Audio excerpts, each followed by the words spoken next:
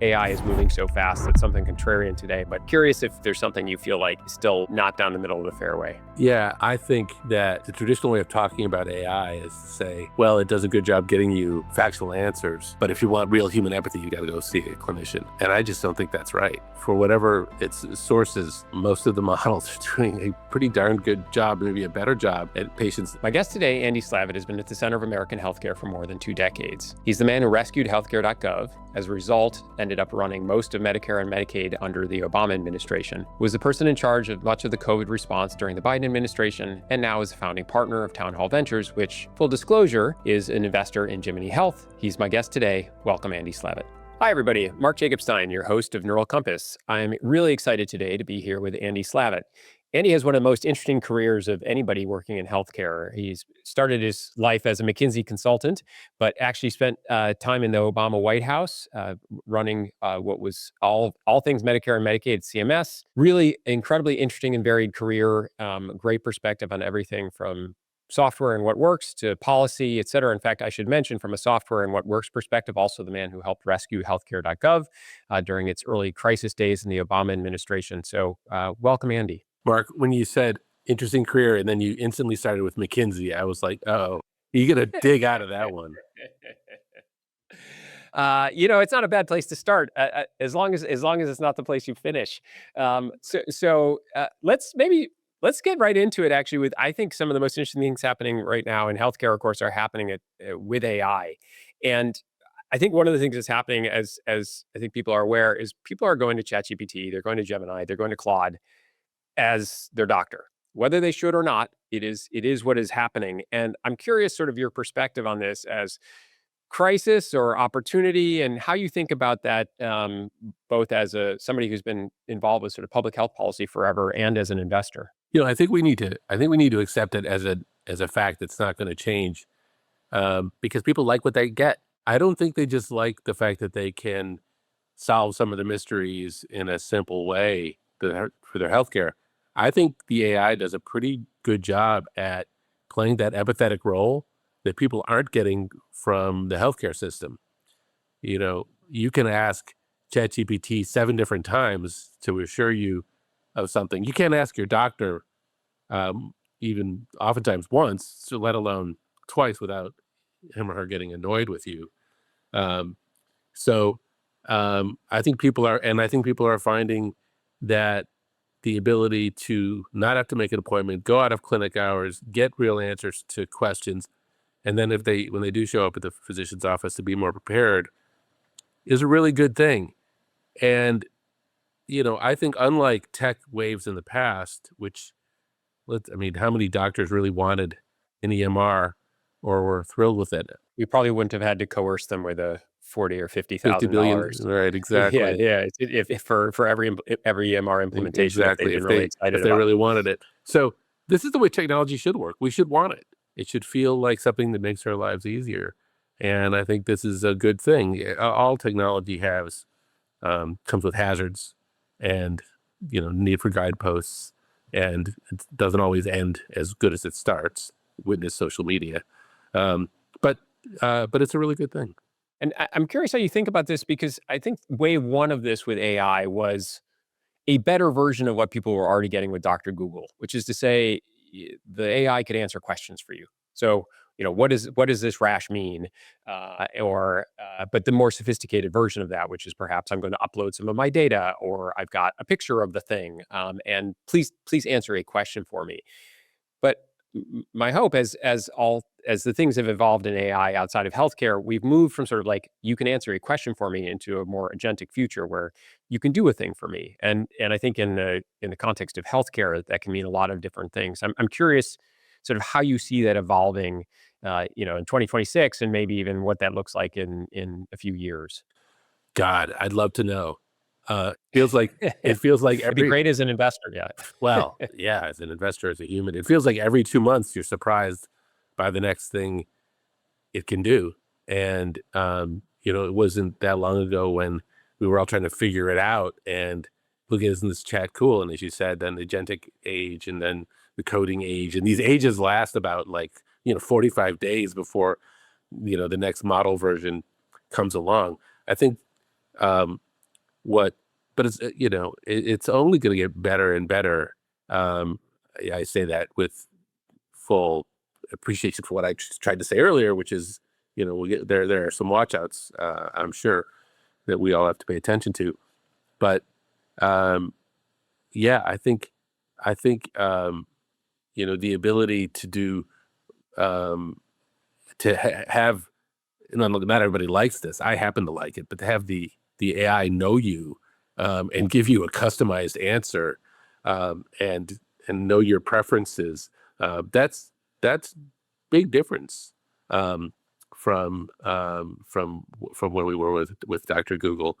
And I think it's only right around the corner, as you say, with agentically, when you're able to um, get hook through ZocDoc and make appointments and get prescriptions refilled, and a whole bunch of other things that are just going to be simpler for people.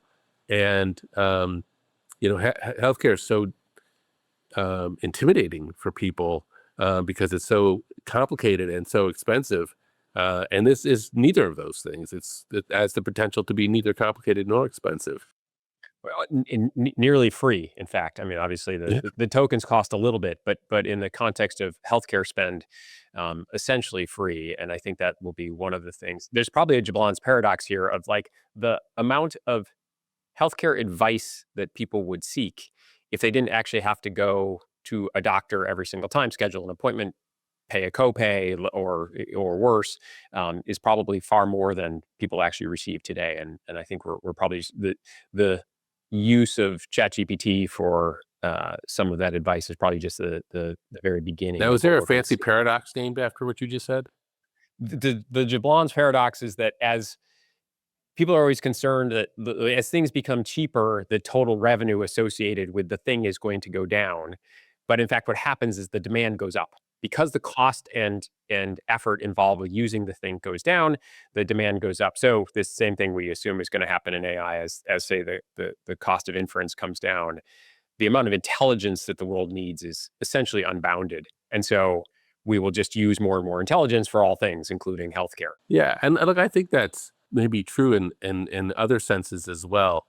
Um, I've taken my mother, who's 85.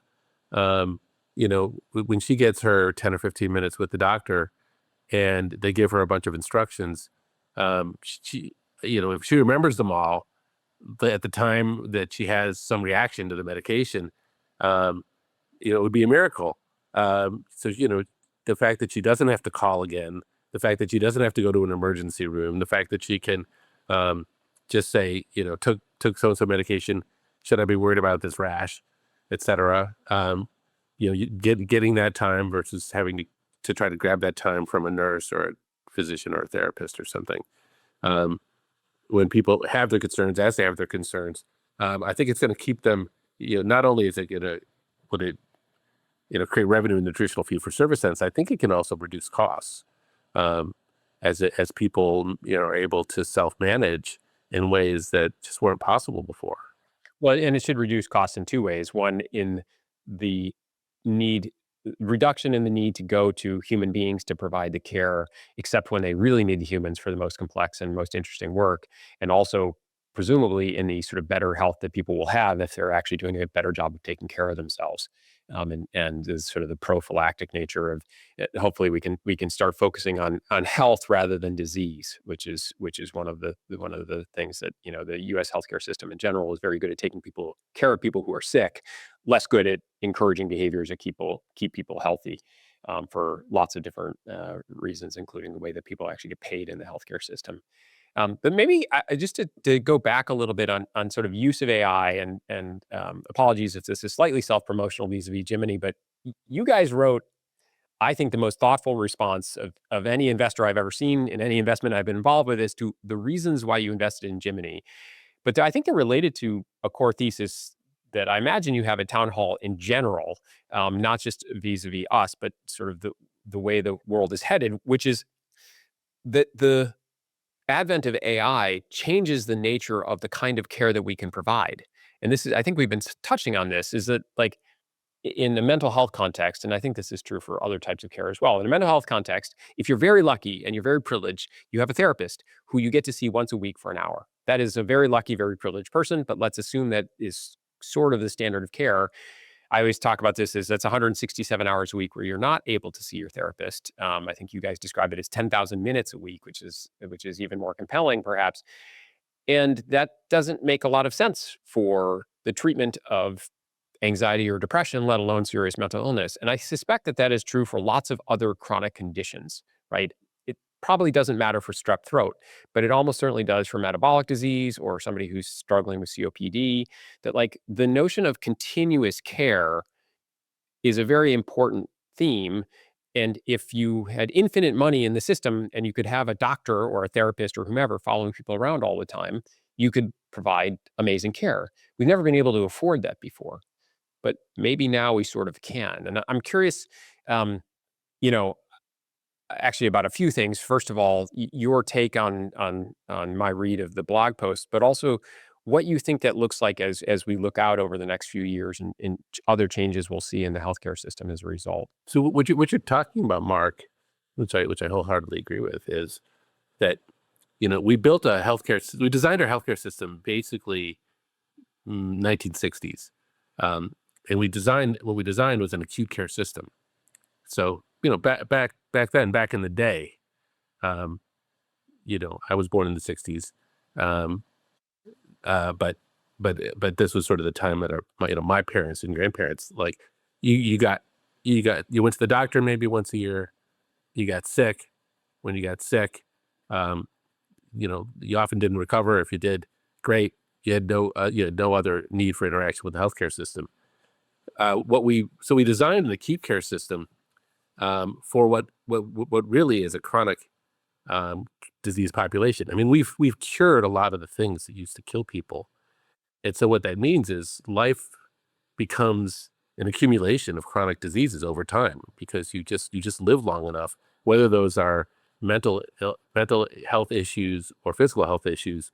They're chronic conditions, that things that people live with. And so, the system that has all of its money poured into big giant buildings, with that we hope never to go to, or to go to as infrequently as possible, and that we hope to take care of us in those very rare, but hopefully increasingly rare situations. Um, that's not the healthcare system anymore. The healthcare system has to be redesigned and reimagined. And so we've lived with this discrepancy for the last, call it 20, 30 years, where we've had an acute care system trying to take care of a chronic, care, set of needs. And, one could make the argument that, because we didn't have the labor capacity, we couldn't do it, really, without completely rebalancing labor. Well, this gives us a chance. Because most of us, as we get older, we wake up every day and we have, one or more, high blood pressure or high cholesterol or anxiety or something like that, and um, and we don't have to, as you say, wait for the 1 hour a week, when it becomes, as you said, for those fortunate enough to have the 1 hour a week, available to them. I suppose it's a privileged position in some ways to have a society with enough surplus that we can afford to take care of chronic conditions. But I think we can. And to your point, like, AI now actually makes this possible, in ways that don't require us to train another million doctors. I mean, I will say, when Lewis and I were first dreaming up Jiminy, we had two problems. We wanted to solve for the efficacy problem. We also wanted to solve for the access problem. And if you looked at the amount of mental health care that we needed to give in the United States, given the number of people who struggle with anxiety and depression, let alone serious mental illness, and the number of therapists we have, it wasn't like the discrepancy was 20%. Right. The discrepancy was like 500% or 1,000%, Right. right? We needed 5 or 10x the number of therapists that we have in the And country and to you actually needed them provide all the care. in the location. In the location, in rural locations, in urban locations where, like, not on the coast, right? It's if you happen to be an affluent knowledge worker who lives in San Francisco, you've got a shot at finding a therapist. That is not true in much of the country. And one of the things we decided very early was we didn't want to solve for this sort of the small problems of let's figure out how to do a slightly better job of scheduling people or of making sure that there's a healthcare coverage for somebody, et cetera. Those things matter, but uh, this is probably not quite fair. We're sort of rearranging deck chairs on the Titanic. Like what you actually need to do is be able to provide much, much, much, much more care, and you needed to be able to do it in a way that was really effective. And AI, when we noticed the sort of the LLM moment happened 3 years ago, AI was finally going to open that up for us. And I'm hopeful that this is true. We care a lot about mental behavioral health, but across, to your point, all chronic disease. And I think that's a real opportunity. For those who don't do what I do right now for a living, there's 1,000 business plans that say AI that one might receive, um, as is appropriate for the moment. Um, but a very, very small number are trying to do what Jiminy is indeed doing, which is trying to say, hey, how do we take advantage of this new technology to solve age-old problems that we've not been able to solve through traditional means? And, you know, to my mind, at least, all problems in healthcare come down to quality, access, and cost. And um, so if you see an AI business plan that isn't addressing quality, access, and cost, it's probably not a good business plan, at least from our perspective. I love that you brought that up because so maybe shifting gears a little bit from sort of the product side to the, when I think about quality, access, and cost, some of that is you have to have the right products, and some of that is you have to have the right structures in place for people to get paid because the incentives sit underneath all of this. And as we all know, the U.S. healthcare system struggles with incentive alignment, et cetera. And, one of the things that's unique about your position, there's a lot of people who invest in health tech, and oftentimes maybe they're experts in biotech, or they understand care delivery. They're former MDs, and they think a lot about product. And I think that's very important. For better or for worse, people also have to understand how people get paid and what the today and how they might get paid in the future, and what the sort of regulatory environment looks like and what the reimbursement environment looks like. And so my understanding is that you were one of the you know folks who helped to put together the new CMS access package. And I love it. I know this will get wonky, but our listeners are kind of wonky. So if you don't mind, maybe describe a little bit about what is happening with access, and maybe your hopes for the future as we think about an AI-enabled world of healthcare delivery. There you go, insulting your listeners. Um, you know, I mean, what the administration is trying to do is they're trying to say, to support exactly what you and I just talked about, Mark, which is that care no longer needs to be defined by the time and place in which it's delivered. If and this is the big if you can measure the outcomes that get delivered, it doesn't matter how they're delivered. They could be using technology. It could be using, something in your home. It could be using, a large variety of things. But you need a framework. You need a structure to begin to do that. And what the administration did, and I give them a lot of credit. I'm not sure they got it perfectly right, but they certainly gave it a good start. Is to say, if somebody uses, you can start to basically reimburse people who are getting care, providing care, using things other than being in the same place at the same time. And this is the first time that I think that's happened, and I think there will be, we may look back at it and say, oh, what a rudimentary effort that was, or we may look at it like we look at the iPhone 1, which is, it was basic, but it was basic, but still miraculous, and still quite the paradigm shift. And yeah, and it'll lead. Who knows where it will lead? It will lead. Hopefully, people will pay attention, look at the data, and get and start to see better care. And soon it could really change the way care is paid for, so that you don't need to have. I mean, think about it. Paying for medical care where you don't need to have a doctor or a nurse present is a really radical new way of conceiving of our healthcare system, and it can lead to a lot of really interesting places. Well, you made this point earlier about this was all set up in the 1960s. So that is true for the way we think about sort of what care needs to be provided in acute care, acute conditions, for example, versus chronic conditions. And by the way, in that particular construction, I think of there's the chronic condition, something like a lupus or an asthma or a depression, which might stay with you for your life that you need to treat. I also just think like aging, like there is the acute condition of being alive, right? Which hopefully you have for as long as possible, and over time, of course, you are aging. And That's right. putting aside some of the negative connotations of longevity, um, uh, and a little bit of the snake oil that's been involved with that, like that's a framework that I think needs reworking. I mean, I think, you know, uh, along similar lines, the way of thinking about reimbursement, like it just needs to, like we started by paying doctors or nurses or the healthcare system for their time because there was no other way to think about it, right? There was no other way that care was going to be delivered except for by human beings. And, um, that's just not true now. And the only thing that will matter ultimately, I think, should be outcomes. That it gets complicated because measuring outcomes, of course, uh, you know, give me an incentive structure and people will work around the incentive structure. And so you want to make sure that outcomes aren't a function of like, well, I start with the healthiest patients and look, my outcomes are always fantastic. Please pay me, et cetera.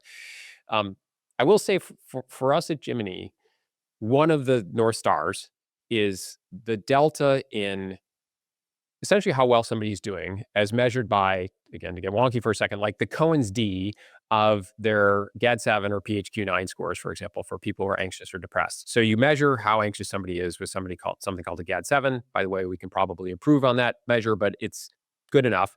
Or PHQ-9 for depression.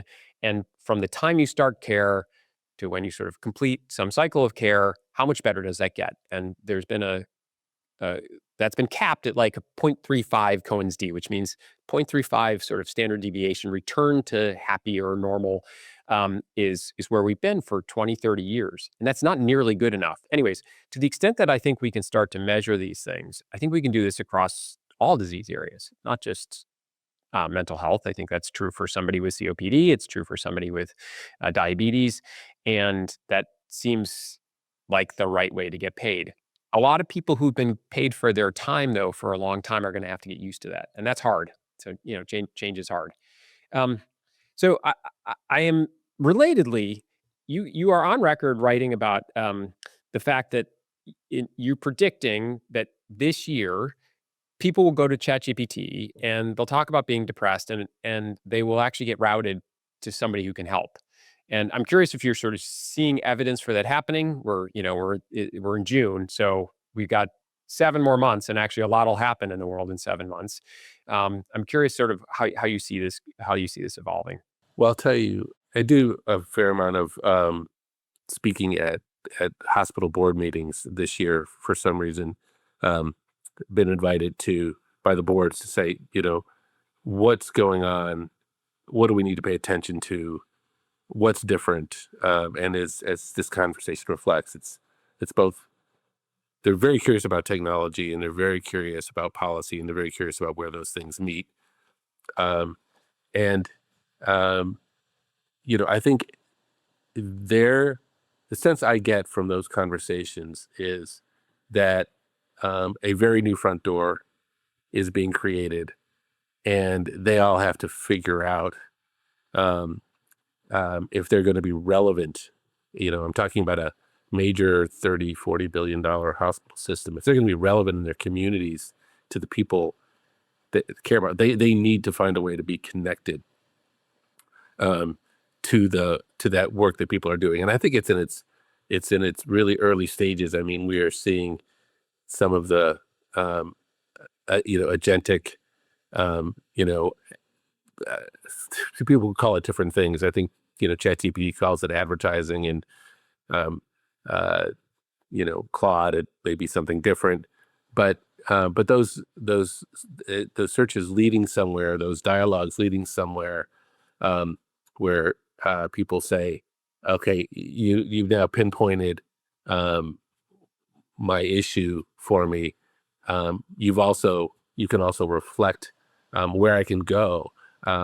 And so, you know, a platform like Jiminy feels like necessary if you're a clinician and you're gonna partake in that, you've got to have a way of doing that because it's hard to just hang a shingle on ChatGPT. Um, so I think we are now whether it happens this year, this month, next year, um, who knows? The nature of putting these predictions out there is a little bit specious, and we certainly don't see the future that clearly with things changing like this. But clearly, it feels like the future is very much going to be. Um, uh, I get on to the LLM of my choice, and it helps me with an answer. It takes me where I want to go, and And where I want to go might be to a clinic. It might be, oh, that's urgent. You need to go to the hospital right now. It might be a referral to a human being, or it might be to a more specialized service. To your point, at Jiminy, if you're talking about mental health, there's plenty of others that are thinking about other types of your care, or perhaps you're already healthy. You're trying to get healthier, and it points you at the right yeah, health app, yeah. or Well, exercise app or what have you. you talked about aging. Where my wife and I are late 50s, early 60s. Um, you know, everything my wife sees today is through the lens of bone health. Um, and anybody that tries to talk to her or relate to her that isn't thinking about that is missing the mark. And there's a million things she can do to improve her bone health, from exercise to physical therapy to supplements to um, proper eating, and her journey, like where she asks these questions. And I think there is a parallel to mental health here, but I'm using it because it's not mental health as an example. Um, it opens up this whole world to her of all of those things: dietary supplements, food. Um, she found a place to work out that helps her build bone health and so forth. And in some respects, um, you know, I've witnessed it as a really interesting analogy to what you talked about earlier, which is moving from healthcare to health. Um, that's not a vague notion. That's often something very tailor made or specific to the individual, and um, there's no way she would have been able to make this much progress and stay healthy and do all these good things for herself if she didn't have this very convenient front door. Yeah, there's just it's the time and cost and whatever else of having humans involved with all of that would never have worked. I do think, I mean, in a mental health context, we at Jiminy, our focus is largely on serious mental illness, secondarily on things like garden variety anxiety and depression. And I don't mean to diminish their importance too, as somebody who struggled with them for a long, long time earlier in my life.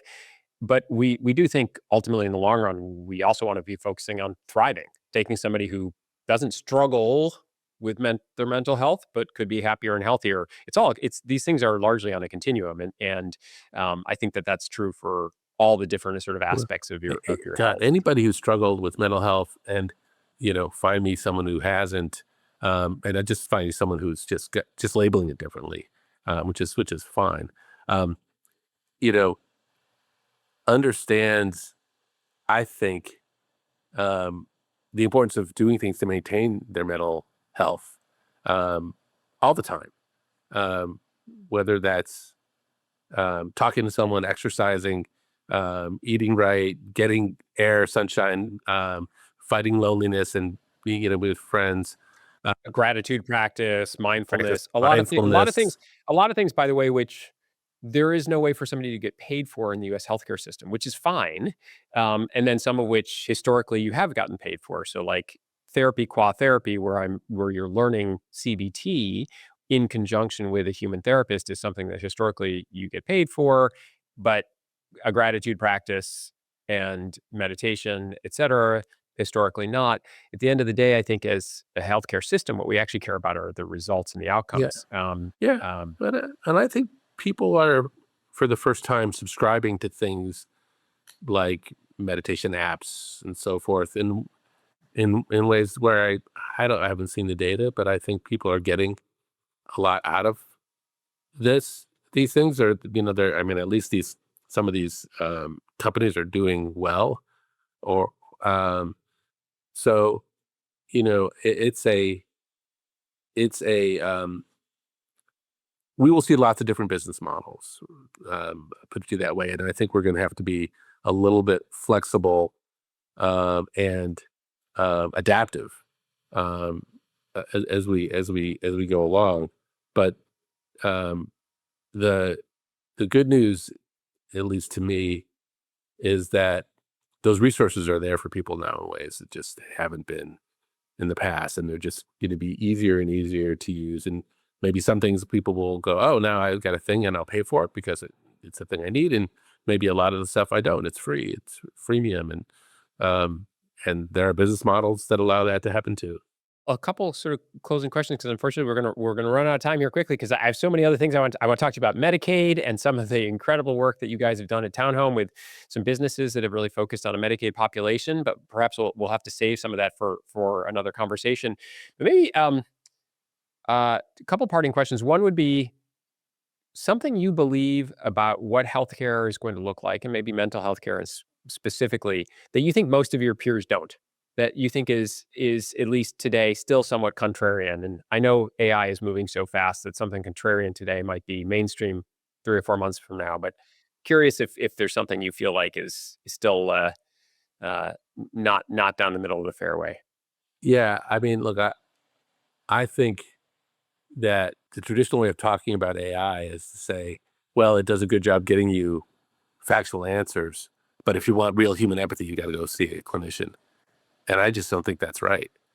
I think, I think for whatever its sources, most of the models are doing a pretty darn good job, maybe a better job at patients, and it's got unlimited patience.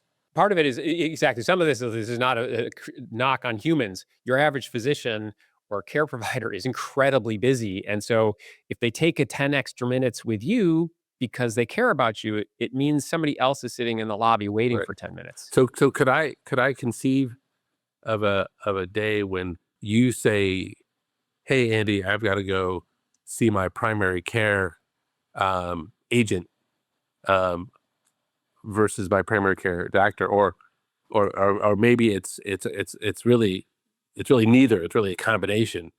It's it's a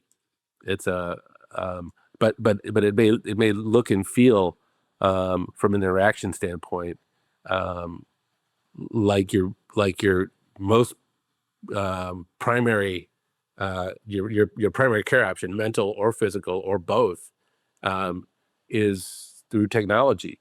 Um, I don't think I think we are being awfully careful to say, oh, we got to keep human in the loop and all those kinds of things. And I think I get that, but I also don't think that that's how people are behaving. I think we say that because we want to be responsible and we don't want bad things to happen, and for certain big And decisions. we don't want organ rejection from the um, healthcare establishment, whether that is Right, the people who right. pay us, existing physician groups, the New York Times.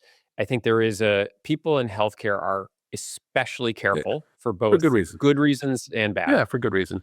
I think that's right. I think that's to be expected. But I think what's fascinating is even as the general public um, would would say that they're more scared of AI in general, even as general public would, and even as we would say we got to have humans in the loop and so forth.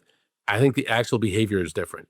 I think the actual behavior is people may say they don't, they're scared of what AI is going to do to them from a career standpoint, or what how it's going to change, wars, or how it's going to change, um, lots of things in the economy. Um, Yet, I think the numbers are clearly show that at least when it comes to healthcare, this is a big winner with lots and lots of trust, and people are and will go there first. And I think they, generally speaking, not every case, like what they're getting. Yeah, I actually concur. I think that the mixed feelings about AI are as deep and profound as you will find about a sort of any topic on earth.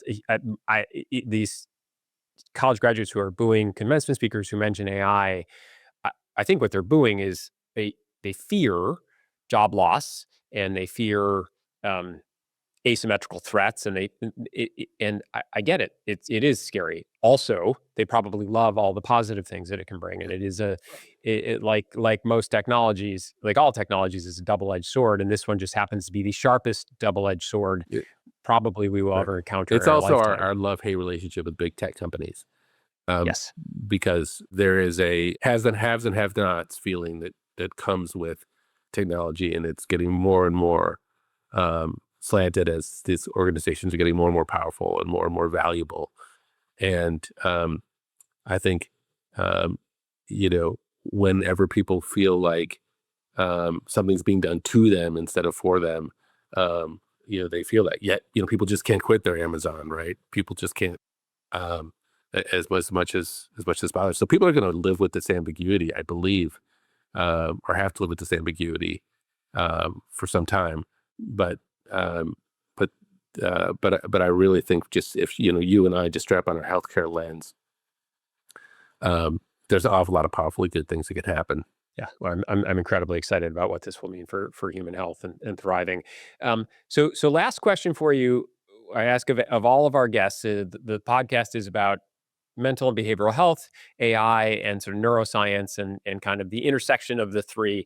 And I'm always curious if you have recommendations for things that you are listening to, reading, watching that you think are interesting for people who are interested in things. I find, from a pure kind of mental health perspective, that podcasts are a terrific thing, whether or not you're listening to something that's directly on point with the science of mental health. I know it's a bit controversial, but I like Huberman. If I've got the time to take in an episode, and things of that nature. But also, there's a lot of things that really relax people. I you know I for my salve are sports podcasts. Who's your favorite? Are you a Bill Simmons guy, or? Simmons or Rosillo I mean, or I'm an Lowe. old Red Sox fan, so it's hard. Oh, you're a Red Sox fan, so you're a Simmons guy. Yeah, I'm a Simmons guy, but Yeah, but I'm not a Celtics guy. But anyways, yeah, I have a complicated relationship with Bill Simmons. right. Yeah, he's built a legendary platform. But look, I think for people, it doesn't have to be sports. Obviously, it is the thing you're interested in: wine, kids, school, politics, whatever it is. While we have lost the sort of general mainstream kind of thing that everybody watches and listens to, the benefit is all of us have can chase our passions, whether it's podcasts or streaming or whatever else it is. That's actually a good way to close it, because I think about that as that is the double-edged sword again. It was unifying when everybody listened to Walter Cronkite every night, and had a sort of shared cultural context, and something was lost as the world fragmented. But I think you're also right that there's profound power in people being able to find the thing that they actually care about, and listen to the things that they actually want to listen to, et cetera. So, Andy, I really appreciate the time today. Super interesting. Look forward to, we need to have another conversation. Actually, we didn't have time to get into, I think, some of this stuff on Medicaid that I think would be wonderful. But thank you again for the time. I really enjoyed it, Mark, and I'm really excited about Jiminy as well. So Thanks. we'll be talking soon. Terrific. The thing I keep coming back to for this conversation is Andy's point that we built an acute care system for a chronic care world, and we've been living with that mismatch for 30 years. AI doesn't just patch that gap. It actually gives us a real shot at redesigning the whole thing. If the system was architected in the 1960s, maybe the 2020s are when we finally get to rebuild it. In this next episode, I'm sitting down with Dr. Keith Humphreys, Stanford professor, addiction expert, advisor to multiple U.S. presidents, and one of the sharpest minds on what policy can and can't do when it comes to behavioral health. If Andy gave us the systems view, Keith gives us the human one. Neural Compass is brought to you by Jiminy Health. To find out more about Jiminy Health and how our clinical-grade AI solutions are helping to shape the future of behavioral health, visit JIMINIhealth.com. And then make sure to search for Neural Compass in Apple Podcasts, Spotify, or anywhere else your podcasts are found. Make sure to click subscribe so you don't miss any future episodes, and on behalf of the team here at Jiminy, thanks for listening.